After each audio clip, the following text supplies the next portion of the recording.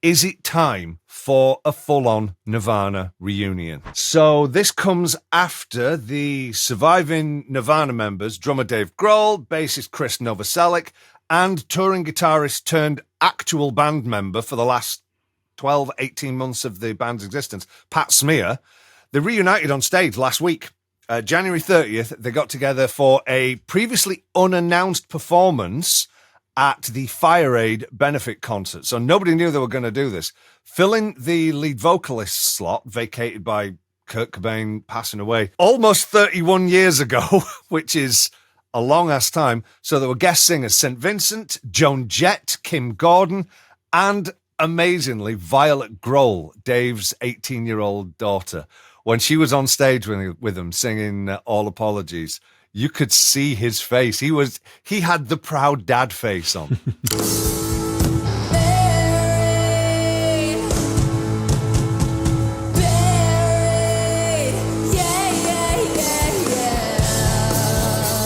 I was doing some fag packet maths, and I think over the course of a few videos, there's like 3 and a bit million, maybe 4 million views. So people are curious. There is an appetite to at least see them. It's not a huge stretch of the imagination. It doesn't, for me anyway, it doesn't feel particularly disrespectful to the memory of Kurt Cobain to ask the question, is it time for a full-on Nirvana reunion?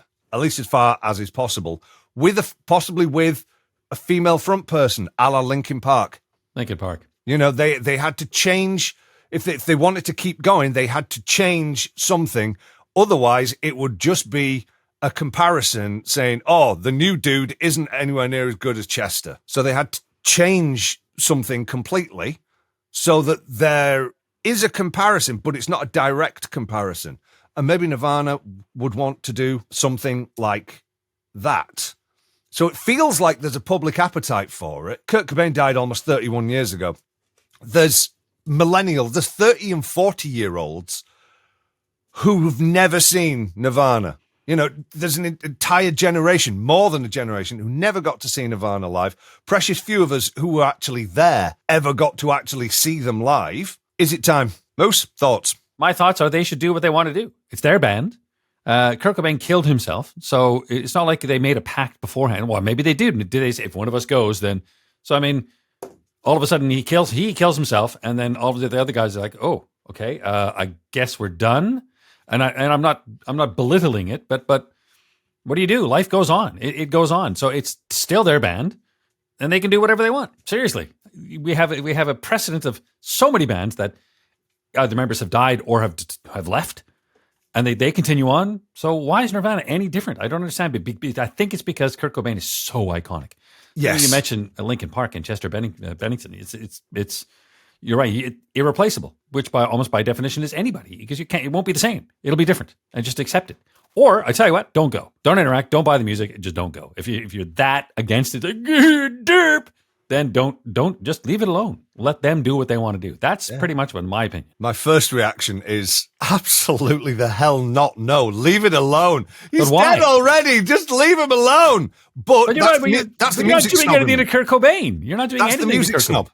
That is the music snob in me, just going, leave it alone. We have the music that they created. It was what it was. However, if they were to do it as a full-on reunion, it'd be up there with Guns N' Roses and the Eagles when they got back together. You know, the Eagles did the Hell Freezes Over tour. They were never going to do anything, and they're doing how many dozen nights residency at the Sphere in Vegas right now? It's huge. It is huge, agreed. But Nirvana, I think, is slightly different because in the Eagles, the iconic integral member, is still there. You know what I mean? Yeah. So and I guess Pink Floyd going is Pink Floyd without Roger Waters, without Syd Barrett as well. They made that conscious choice. They can get back together. Okay, fair enough. But I mean, it is so iconic. It's like Chester Bennington. So what do Linkin Park do? What do Nirvana do? Do they go, you know what? We're going to pack it up. And I think I remember reading way back when Dave Grohl said, look, we decided amongst us that we couldn't carry on because it wouldn't be Nirvana. So we decided we wouldn't carry on and we go our own separate ways. And that's what happened. And now as time has passed, they go, you know what? Let's do it. And maybe, I don't know, maybe heal some wounds. Maybe just get back some of the joy that ended such despair. Whatever the rationale, whatever the reason. Yeah. They want to go. That's it. It's my music snob that's going, no, don't do this. And that music snob thought the same about Pantera as well. Yeah. However, Linkin Park with Emily Armstrong, Pantera with Charlie Benante and Zakk Wylde. I can't say what it'd be like if Pantera were to release new music with the lineup that they have right now. But as a live proposition, they are doing numbers. Indeed. That crowd at Nirvana? Download last year to see them was huge. Soundgarden have recently done a reunion. It was kind of on a different level to like the FireAid concerts. They just did a show in Seattle for a benefit concert with Seattle-based singer, I think it was Shiner Shepherd, filled in for Chris Cornell. So there is precedent for this. Part of the problem is that, Chester Bennington and Chris Cornell, legendary, incredible voices in the world of rock, instantly recognizable, as was Kurt Cobain. But I'd go so far as to say that Kurt Cobain transcended music in a way that I don't think Chester or Chris Cornell did. Not only was he the frontman of Nirvana, not only was he the singer, the focal point of the band, he's also a cultural icon, the likes of James Dean, Che Guevara. My point is that I'm trying to get to is that Kurt Cobain was more than just a band's frontman. He was this cultural icon. And so maybe that's why it's not sitting right in my head. But then, if the band are okay with it, I can't see that's my why. point. It's their band. I don't understand your argument at all. I know what you're trying to say. Yes, Kurt Cobain was the face of that moment in time, and there's no doubting that. So by your logic, then, if Dave Grohl, and remember, keeping in mind, Dave Grohl was not quite Dave Grohl yet. Dave Grohl was the drummer in Nirvana. He was Dave just Grohl was the drummer in person Nirvana. that we're talking about replacing. If Dave Grohl back in the 90s went from the band, would you have objected if they got a new drummer? No. No, of course not. Of course not, because they're not the linchpin, the focal point of that entire band. So you're saying that almost like Roger Waters' argument as to why Pink Floyd can't go out as Pink Floyd. I'm going to take you to court because I was Pink Floyd. Kind of like that, like above that kind of attitude. Yeah. But this is not Kurt Cobain speaking. This is you speaking. You say, well, you can't do that. Yeah, exactly. That's not Nirvana. That's not allowed. Well, then it's my music snobbery. It's my music snobbery because Nirvana was such a huge thing for me when I was younger. And so it's my music snobbery coming through that I'm well aware of and I'm trying to take out of the equation here. But then also there's a question. Jules in the chat with us saying Courtney Love owns all the rights to his music, so it wouldn't happen. I think, please don't quote me on this, I think she sold her rights in Nirvana. I seem to remember a figure of about $50 million. I think she sold her rights to some other company. I think that Dave and Krist, and whether Pat has any ownership of that, I don't know. I think that Dave and Krist still own theirs. They have their share. And I know that there have been issues between the various parties who own rights to Nirvana in the past, specifically like Dave and Krist and Courtney, like button heads and all that. Would you want to see it, Moose? If it happened, if the guys in the band said, yeah, time has passed, we can do this without it being disrespectful, without feeling like it's a blatant cash grab, we want to do this. If Nirvana did a thing, would you want to see it? I guess I would have to hear what the new proposition is like. Are they just singing the old songs with the new front, new vocalist? Is that what they're doing? Because I don't think I'd be that interested to go see that. Like I wouldn't, I'd go watch it, but I wouldn't go crazy for it. I'd have to have like Linkin Park-esque sort of, we have new songs, we have a new singer, we have new music. You can see people getting all twisted about it. You know what? Life goes on. Life has gone on. And it's their lives, and it's their band.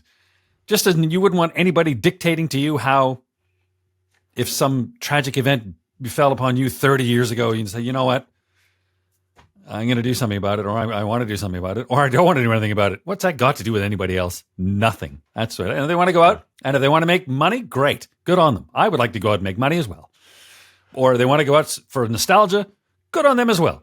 I'm all behind that. But other people having pot shots at them because they want to continue with their life, yeah, it doesn't sit well with me at all. That's it. So the band decided to disband after the death of Kurt Cobain. But they're obviously not averse to doing stuff as a band, but whether they would actually call themselves Nirvana, whether doing something official that was slightly more longer term, whether that would be a turn off for them. But here's a thought as well. And I was putting together some notes for this podcast, and I thought of this one. Now, this one might be a proper reach, but the show last week at FireAid was Dave Grohl's first performance since it came out that he fathered a child outside of his marriage. And Dave Grohl, he had this reputation, the nicest guy in rock, he's the greatest guy. Now, I'm not saying he should care about this at all. I don't think he should care at all. And, I love Dave Grohl. Always have. And always will do. But if he wanted to, I don't know, rehab his public image, as it were, after the news came out about him fathering this other child, what better way would there be than to reunite one of the most loved bands of all time? And as the most visible member of said band, from being with the Foo Fighters, it would be seen that Dave Grohl has reunited the whole band. Whether or not it was actually Krist Novoselic or Pat Smear who did the work, it would be seen that Dave Grohl reunited the band because that's who more people know. I'm not saying I don't think he should care about that at all, but he might. Once again, not knowing the inner detail in the conversations, I would imagine that you'd think that this actually would be an inappropriate time because of the distraction. But I would also say nobody's really that concerned.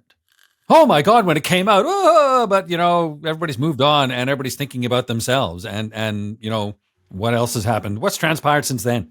Oh yeah, we forgot about that. What's that? Oh yeah, exactly. we were outraged about that last week, but forget about that. Seriously.